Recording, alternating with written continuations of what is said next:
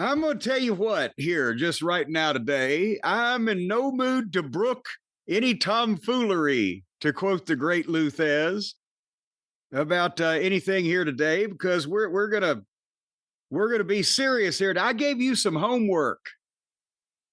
I gave you some homework when we talked last. I said, make sure you see. Did you watch the General Lee jump the fountain in Somerset, Kentucky? Oh, no, I actually didn't. I forgot about that. Oh, you know good. Sorry, sack of fertilizer, you. I think the thing that triggered the conversation about that specific thing, that was stuck on my mind, so I kind of went down that road instead of the road of the frivolous fun of whatever it is you're What in the talking world about. are you?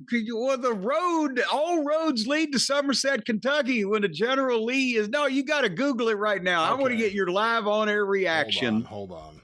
Because, ladies and gentlemen, they had a big affair, a festival of some description down in Somerset, Kentucky. And as part of the festivities, they blocked off the entire main street down through town for it looked like several blocks and put concrete barricades up in front of the businesses and had the General Lee drive at a high rate of speed down Main Street or whatever and jump the goddamn fountain in the town square and then land on the other side.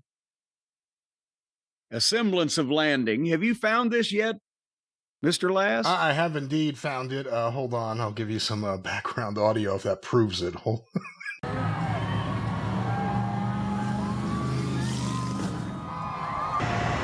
that a blue fountain? Yes. They went all out. Oh! Let me see from this angle. Yeah. It's a compilation of different angles that this was filmed at. All right, I think I've gotten the gist of this. The General Lee. Yes. And no what did Daisy you say? Duke, but General. The fountain was all blue and everything, and he goes through the top of the fountain, and it just blitzes the water everywhere, and people were all, oh! And then he landed on the other side, and I think besides one of the doors falling off, he skidded to the left and ended up in one of those concrete barriers before he went into Aunt Fanny's thrift store and Sunday shop. But that's that's the way you do it down in Kentucky, down in Eastern Kentucky there. Yes, you honor the Dukes of Hazzard. That's what you Yes, I just said the General Lee. I assume everybody knows that's the car from the Dukes of Hazzard. But in the TV show, it was Hazzard with two Z's, and Hazzard, Kentucky only has one Z. And I guarantee you, back in those days, what was the blonde Duke's name? The blonde one? Not Tom Wopat, the other one. The other guy, if he'd have walked down the street in Hazard, Kentucky back in them days, somebody would have done inappropriate things to him that we're not allowed to talk about on the air at this particular time in society. You heard it from Kentucky's biggest ambassador right here. Some nice right things there. I'll tell you what, he wouldn't have made it a century, just that he had all of his teeth.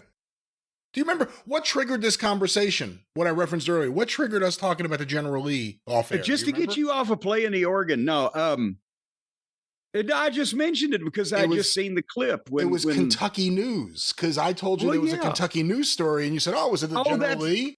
And I said, "That's no, right. It's about a loving couple that apparently was holding hands when the tornado hit, and their arms got ripped off." Yes, and that went in a completely different direction than where I was going with this fun fountain jumping story of a Confederate sports car. But yeah, and I said, well, that had to be down in Laurel County. And you looked it up, London. Yep, there you go. That was where they had the big one last month that killed 17 people. The General Lee thing, is that like when WrestleMania comes to Vegas, all the wrestling conventions and all the vendors show up? Like if you sell Dukes of Hazzard merch, do you have to be there?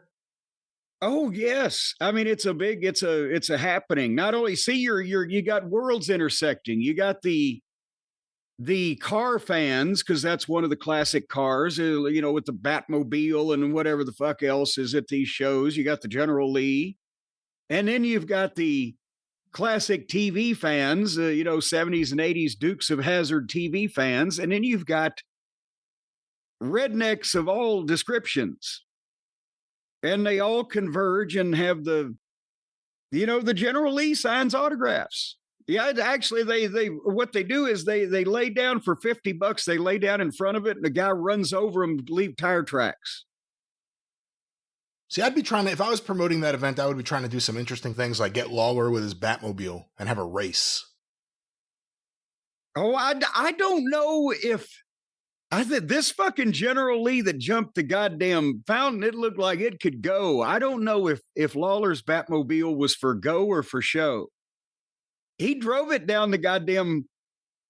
I was at a Comic-Con with him one time in Memphis, and he drove it from his house, wherever the fuck it was. I'm trying to think where the convention was. Anyway, it was a ballroom and a convention area at a hotel in suburban Memphis.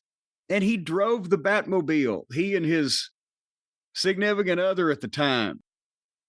May still, I don't know what his romantic, I'm not trying to break him up on the air. I don't know what his status is these days. But the point being, they're in the fucking Batmobile. It doesn't have license plates on it. And the fucking cops see a goddamn Batmobile with no license plates and pull him over. But then they see it's Lawler, and they gave him a goddamn police escort the rest of the way to the comic convention, where I was 2 booths down from him.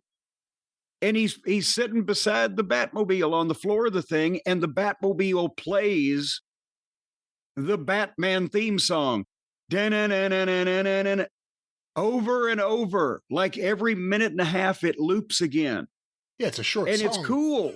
Well, yeah, but it's cool when you're walking by it and you're stopping to look and take pictures. But when you're sitting there for 3 hours, I'm like, Jesus Christ, King, please turn that thing off for 10 minutes. All right, well, this has been Happy Talk.